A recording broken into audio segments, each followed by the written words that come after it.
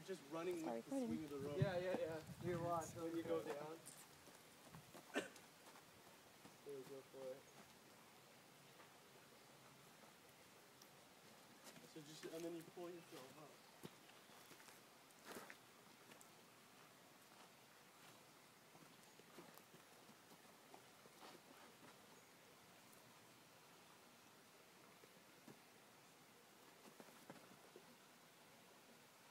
It's very clear. All right, now make a loop around the tree. Go backflip. Like tetherball. Yeah. Three tricks. with the legs. Yeah, your arms get tired after a while. Yeah, and you don't want it to get tired over the other.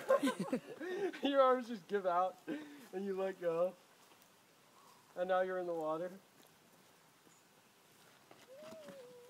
I like to try to orient myself, so I'm always facing forward. Forward, yeah.